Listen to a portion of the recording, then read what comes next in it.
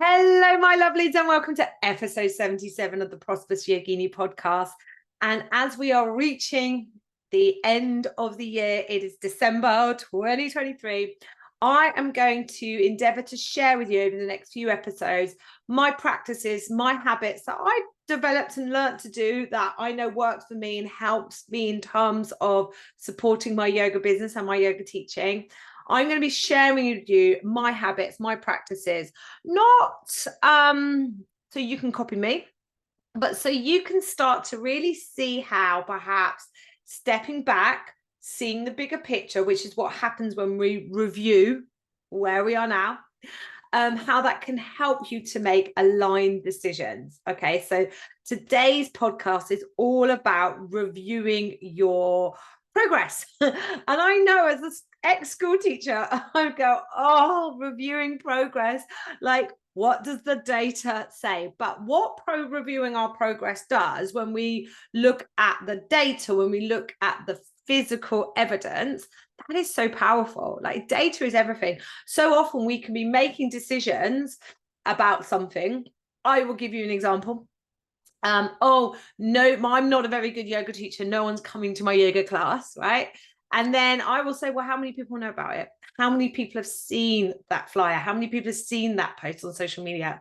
Oh, you've got a website, how many people have landed on your website and found you? And the people that are finding you, are they your right clients? Are they your tribe? You know, sometimes we've got to know the facts, we've got to know the data before we can make an aligned decision.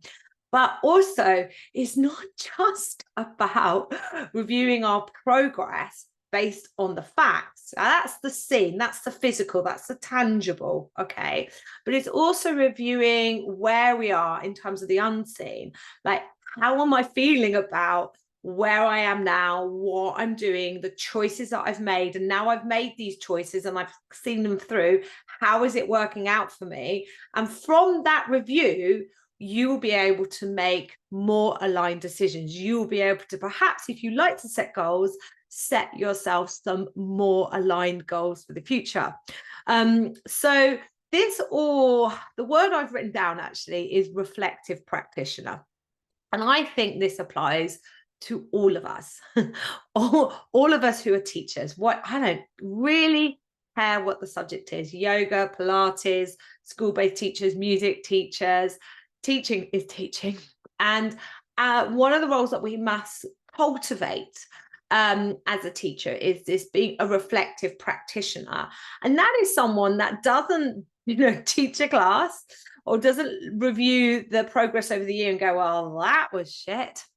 I'm not very good at this, so I better just give up. Like, no, okay. And I think this is where we may sometimes shy away from reviewing our progress because perhaps we're really hard on ourselves. Perhaps we overly critical of ourselves, or perhaps the goals we set maybe weren't realistic at that time in that moment, okay? And perhaps it wasn't an aligned goal. Perhaps you haven't been through the processes that I'm going to take you through now, which will enable you to perhaps set goals if you want to set goals, or at least make some plans. I prefer the word plans, making some plans, that not concrete set in stone plans, but plans that may guide us on our path, that may be more energetically aligned and lead you to where you want to be. So when you do review your progress the next time, you're feeling better about it. Okay, so reflective practitioner is able to see what didn't go well and be okay with it. Be okay with the fact that some things were complete flops, some things were failures, right?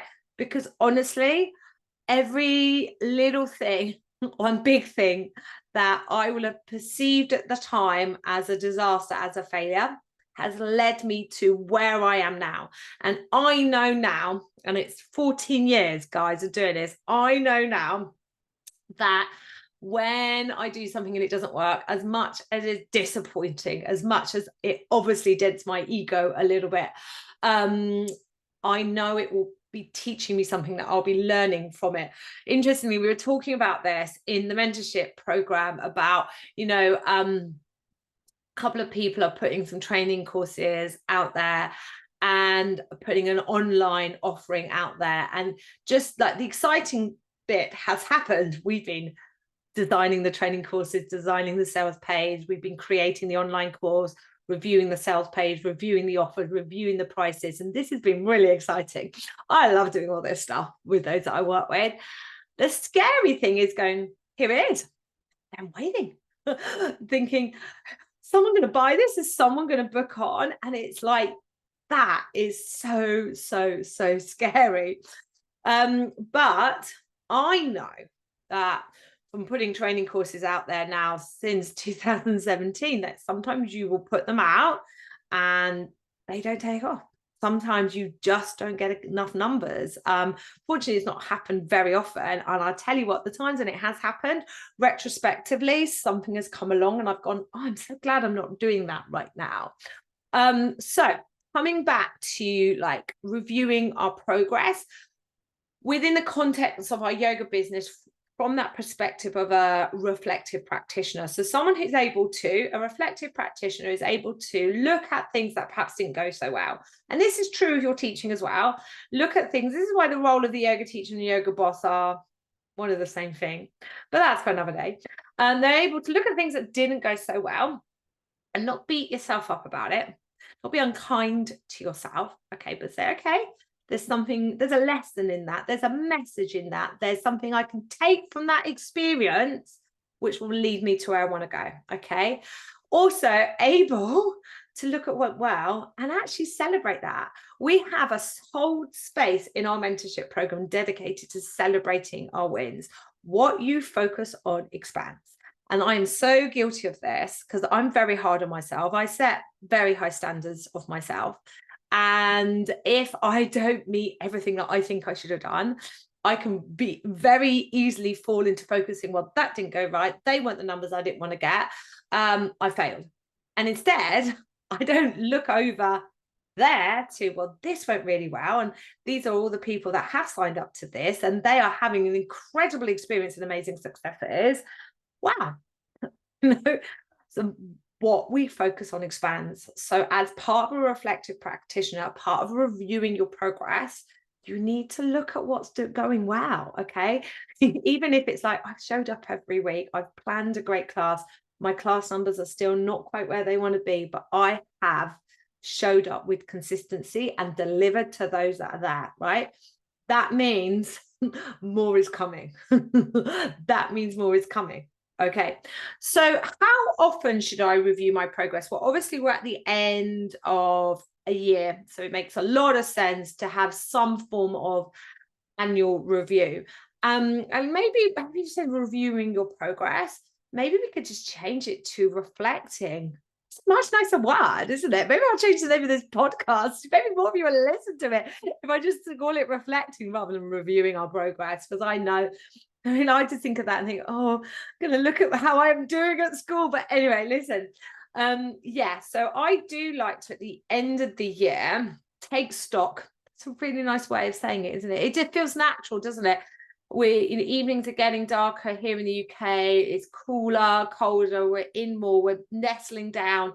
There's a turning inwards. There's that natural seasonal turning inwards. And that's a good time to just pause at some point, take stock and review. So annual review, yes. Other times where we may review, okay, because we don't want to just leave it to the end of the year, guys, because a lot can happen in 12 months, right? Well, there's several patterns out there that people fall into. The traditional one in business is the quarterly. So you may have heard of Q1, Q2, Q3, and Q4. That's where we're dividing that year into those 3 months. January to March is Q1, for example. I sometimes tap into that a bit. The only problem I have is Q3. So I've got children, school-age children. I live in Cornwall. If you know anything about Cornwall, so like June, July, August, they're the summer party mums, right? Okay. We're down the beach. And Q3, let me get this right. Q1 is January, February, March. Q2 is April, May, June. So Q2 is a bit of a problem because June's in the party month. Q3 is July, August, September. September's my birthday. So you can see like the courses don't quite work for me, because not that I'm present in my business all year round. I totally believe that you can make offers and make money all year round. But in terms of energetically, where I might be delivering more in person, for example, well, that's happening more out of the school summer holidays for sure. August, I strip everything back to bare minimums in terms of my physical live input in my business. So I've preferred actually to work more with like January to April, like basically the school terms, and then seeing Easter to the summer holidays, and then September to December. I have really, that has worked really, really well for me. I think like my kids have got a bit older, so that shifted a bit more into a bit more seasonal. And I don't know if I've done this naturally with age, but just thinking about, well, we're heading into those darker months. We've just had Black Friday. There's been lots of offers around. We're coming up for Christmas. What will work for that? Then coming into January and those New Year's resolutions and all those good intentions at the start of the year. How can I capture that? I've been starting to think more about the energy around at the time of the year.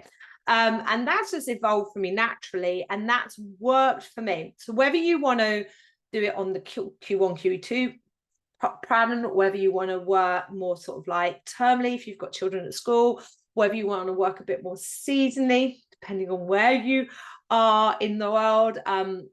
My dear co-tutor for my foundation teacher training course, she's currently in Thailand, and I'm happy for her. And she's working digitally. She's her efforts and her endeavors. She's there working as a digital nomad. Like, you know, the world is your oyster. But whether we work seasonally, whether we work termly, whether we work quarterly, what all of those models are suggesting is that you have just a few points within the year where you pause. Okay, that's what we're asking for here, right? Well, however many weeks or months or whatever the pattern is, that there is some habit, there is some routine, like your yoga practice, right? Okay, that asks you to pause, because when we're busy in the doing, we may not be noticing or paying full attention to signal signs around us. We often don't notice what is working. Like if I said to you now, like, what is the most profitable thing in your business? Okay. And then I took that further and said, okay, what's the most profitable thing versus your time and energy and endeavors? Can you answer that? Like it, guys, if it makes you feel better, I'd have to be like, can I get back to you on that one? But honestly, this is what a review will do. It will help you to pause, review, perhaps ask yourself those questions. What is working? What isn't working? What do the facts say? What do my feelings say? So that's really interesting. I'm going to pick up on that in a minute. But wherever you pause and stop, asking you to literally pause and stop, put it in your diary, because this is the other thing I've been guilty of, right? Is like, I'll give you an example. I have now, and I do now, track my money in terms of what's coming in, what's coming out each week, and then have a monthly review of the facts and figures on my business. Okay.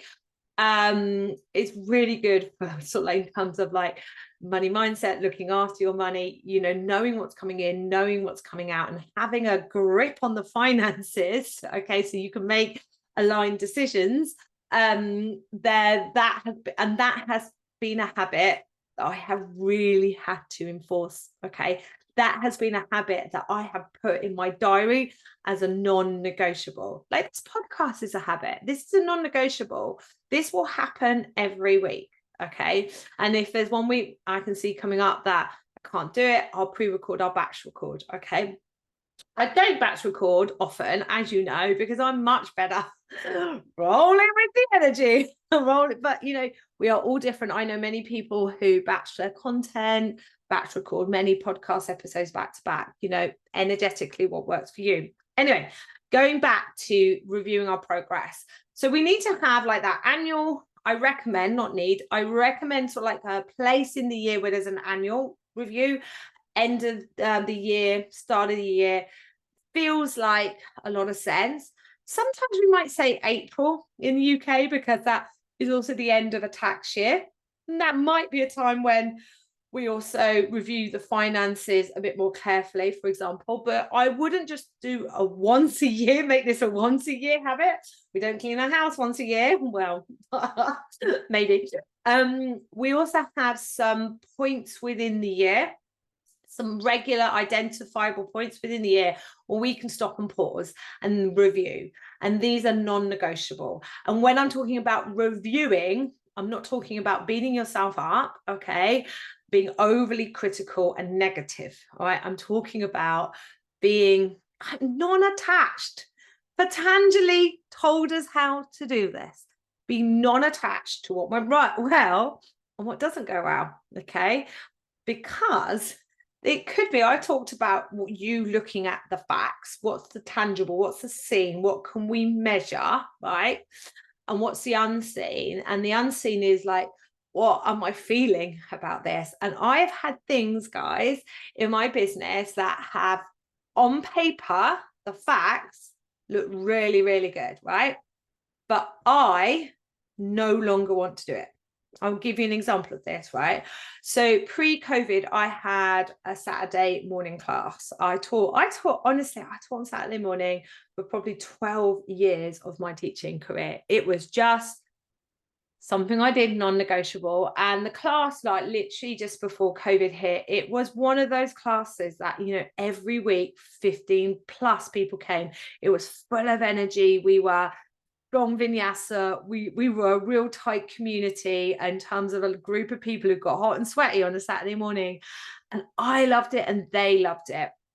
And then after COVID, it took a while to, get that back, but I did. And I was also like running online as well, a membership, and I kind of hybrid the two. And I was hitting a stage where both my kids are now older, and the weekends are getting more and more precious. Like, I'm like, they're at school Monday to Friday. I want to see them on a Saturday morning. And it sounds like ridiculous. Like, I was finishing teaching by 10. I've got the whole weekend. But just that act of going out and teaching that class on a Saturday morning, it felt like it was wiping out the whole of Saturday morning. It felt like it was impacting Friday night. And I was like, I don't want to run Saturday morning anymore. And that means I'm not going to teach on Saturday morning anymore, either in person or online. And that means I'm going to blow up my very successful Saturday morning class in person. I'm also going to blow up my very successful online membership that I created as part of COVID. And I remember like telling a couple of people I was going to do this, and they were like, why? And I'm like, I don't want to do it anymore. And I know that when I get that feeling and I don't respond, it's not like I wake up one day saying I don't want to do it anymore and then I respond. Oh, no. It's something that I'm revisiting quite a lot, and I'm thinking, this is coming up quite a lot. This is something I need to listen to. This is something I now need to respond to. I have made decisions based on reviewing where I am, both financially, the facts, the figures, and the feelings. And I've made decisions to stop stuff that on paper is financially doing really well, on the grounds that energetically it's no longer aligned to me. Now that takes an awful lot of confidence. That takes an awful lot of knowing, and I would say perhaps some experience that, which I have had, of knowing that when you let something go, that no longer serves you, that it makes space for other stuff to come. It's just sometimes you can't see that other stuff because you've got to let the thing go first. You're like, oh my God, really? So let's get into like what I would be doing, or what I am doing, like at this time of year. So I definitely would look at the tangible, okay? And then I'm monthly tracking my tangible. So it's a way of like bringing this all together.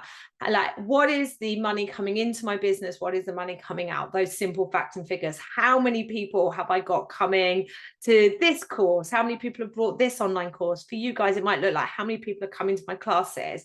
How many people have booked onto workshops? How many people have I got on my online membership, for example? How many people have I had attending my retreats this year?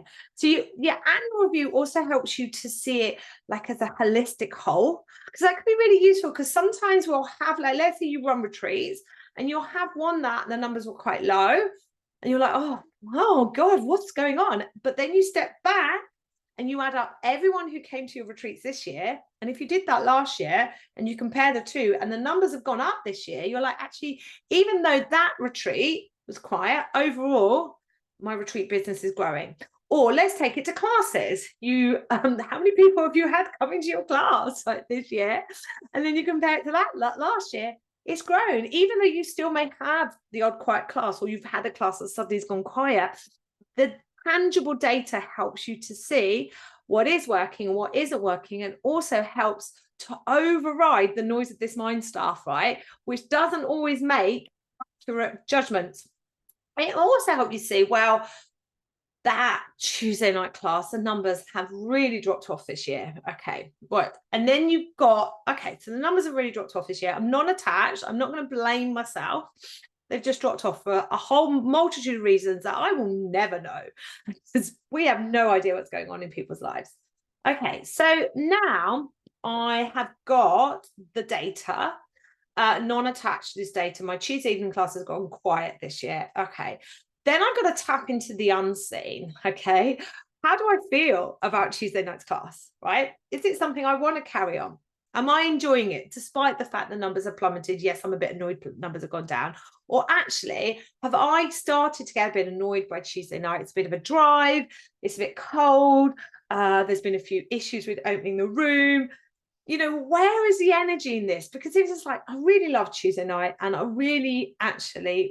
can see numbers have dropped off this year and I want to keep this going. Okay. Then here's the aligned energy. Then the action is, okay, I'm going to do something about this. I'm going to tell more people and invite more people into this Tuesday night class. I'm going to take the effort, make the effort with the right energy behind it to grow it. If you're like, oh, well, I do Tuesday night out of a bit, you know, I've got a core group of people. I've been teaching them for a few years now. I don't want to let them down, but I don't really want to run Tuesday night's class anymore, but I don't want to upset them. So I'm going to carry on, right? I'll tell you what will happen in 2024. Okay, you will just carry on as you are with a quiet class on a Tuesday night, because you haven't quite got the inclination to really drive people to it. Your resentment will grow. Your core group of people who love you may even pick up on that, and they stop coming. And like, honestly, energy is everything. But the numbers, the facts, and the figures lead. Now, we talked a bit about finances here, but let's just for a minute part that. There are other things that we can look at, like obviously numbers of people coming into your offers, classes, workshops, retreats, whatever, or the online offers, whatever the offer is.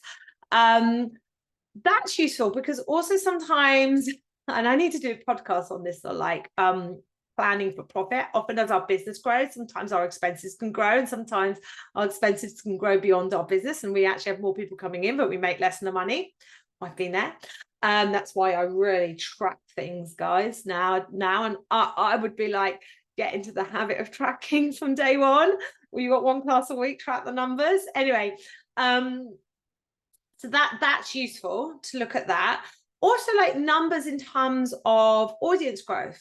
Have I brought more people into whatever channel it is I broadcast on? So, for example, have the number of people that visit my website, if I have a website, gone up? Okay. Have I got Google Analytics, so I know that information? Have the number of people come onto my mailing list grown? And like we were talking about this in the mentorship program, just only yesterday, like quite a few of them got quite small lists. And, you know, just a few people coming in each week, you know, over the course of the month. I'm like, welcome in every new person, celebrate every new person. What we focus on expands, okay? These are wins. Every new person who's coming into your business, every little bit of profit that you made this year versus last year is progress on your path. Okay. Then yeah, have you got more people following you on social media? Have you started a new channel to broadcast on? Have you finally got around to putting all those videos that you're sharing on Instagram on YouTube? Have you finally got around to showing up on LinkedIn? LinkedIn, apparently, if you're posting once a week, you are going to be smashing it on LinkedIn. LinkedIn is meant to be, I don't know enough about it. When I do, I'll share it with you, of course.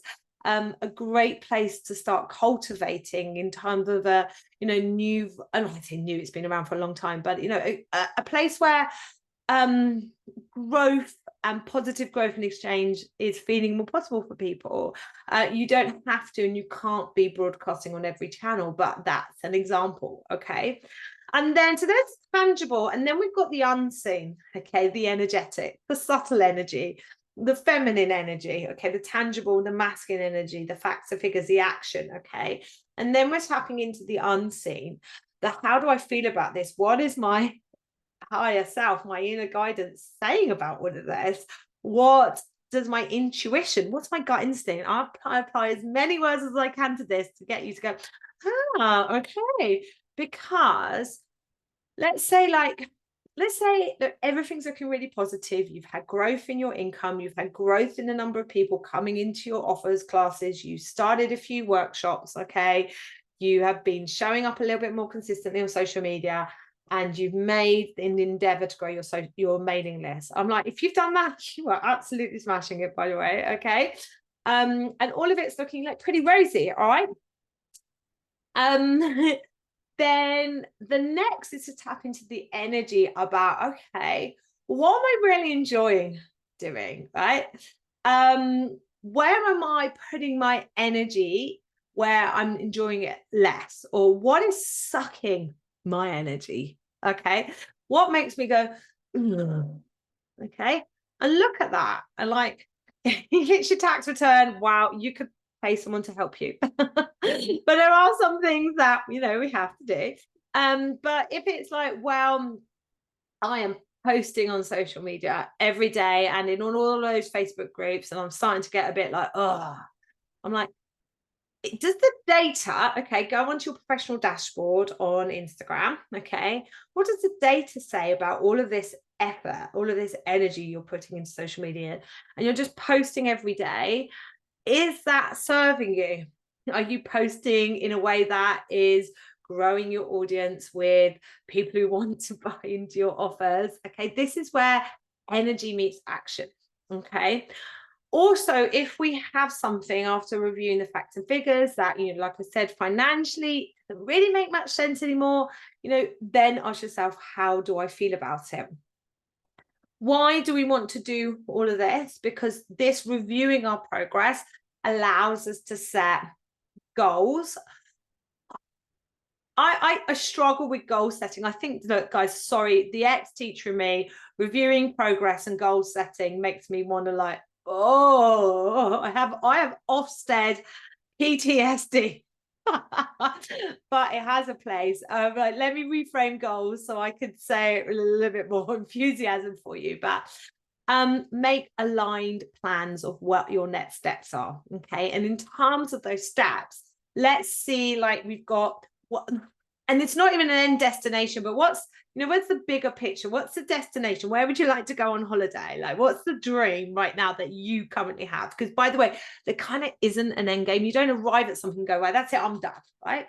You're like, I'm here, okay.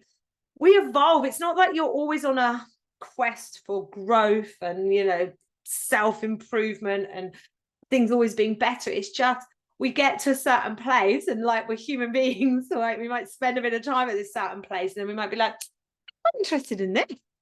I'm cool to do this. Okay, this is human nature, right? Okay, but what's like the bigger picture? Yeah.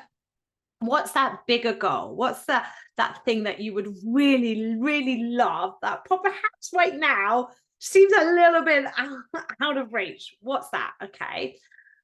The challenge I have with that is, I think that's important to have, but be careful that that you don't just set your sights there and that's what you focus on, because often that can feel like, oh, whoa, I've got all this stuff below to get to that. And then what happens? Overwhelm, because I've got all this stuff to do to get to my bigger goal. Okay. Which is why I struggle a bit with goal setting, because I think it can trigger a sense of overwhelm. Okay. Whereas I like to say, okay, of course I have a sense of a bigger goal, a bigger dream. Okay. The path, the journey that I'm on. Okay. I'm also completely open to that. My flight might get diverted. COVID, honestly, I'm the change woman since COVID. Okay. But also then coming back into these smaller steps. What's the next step on my path? What's the next bit of action I could take based on the facts and figures of my review and how I'm feeling about it all? Okay, the seen and the unseen. What are the next steps that I could take that will help me on my path, help me towards the goal that actually, by the way, might shift, but let's just say the bigger goal. All right. So let me give you something tangible as an example, right? Let's just say you are teaching 2 classes a week, okay? And they are pretty well attended, pretty full, and you are working part-time as a yoga teacher and full-time in another job, right? And that's pretty full on. And you would like to drop your hours in your employed job, okay? This is very, very common situation that happens in my mentorship program all the time. Okay. So the first thing is I'm like, okay, well, if you drop X amount of hours, what is that in equivalent of money? So then we have a fact to figure. Okay. There's this is goal setting. I'm kind of rolling into next week's episode. I'll repeat myself, right? Then I'm like, okay, so how, in terms of a yoga teacher, what are the options that I could take in my next steps to replace that income if I drop my hours? Okay, so it might be, okay, well, I could start 2 new classes. And I'm always like, well, I would always recommend, if possible, a beginner's course, because it's a way of bringing new people into your business. Or if you're going to start more classes, can you offer, let's say you're teaching a lot of Ashtanga yoga, could you offer some yin, which would be a nice balance to all your Ashtanga yogis? Could you target a completely different target market, like a chair yoga based class? What is kind of within your interest, within your skill set that you would like to do? Or it could be, okay, you've got this core group of people that are coming every week, they're absolutely loving what you're doing, and you'd like to earn X more from your yoga business so you can drop your hours in your employed work.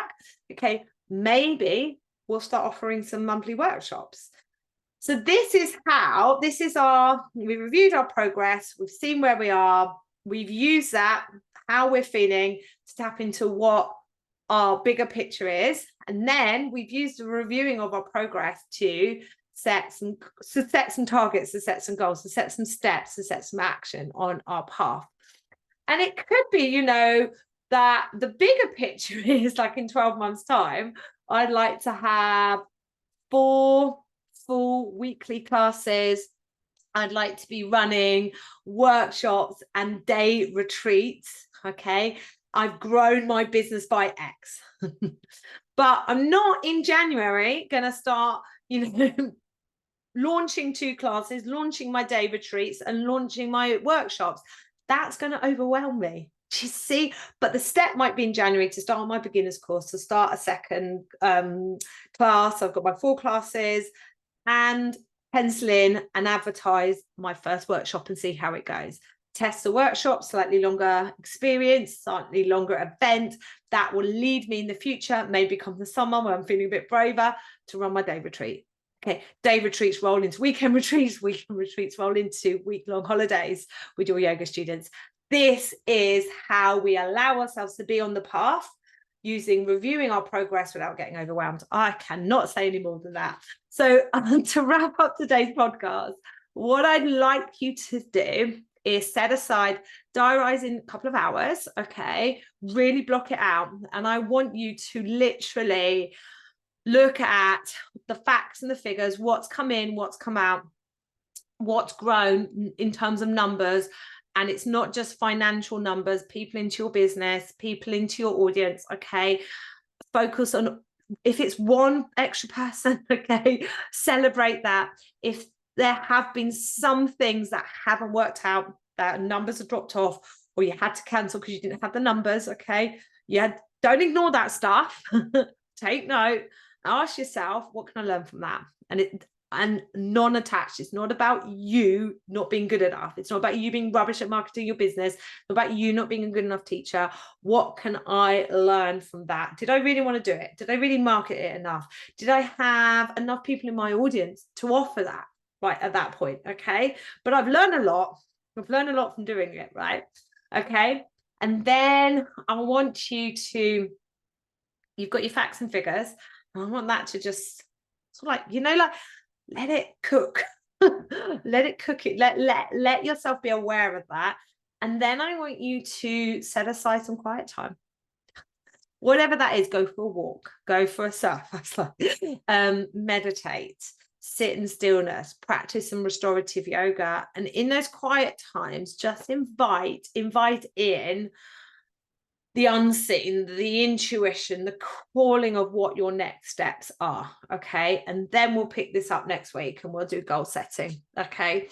I've kind of led into it already. I've done review progress this week, goal setting next week.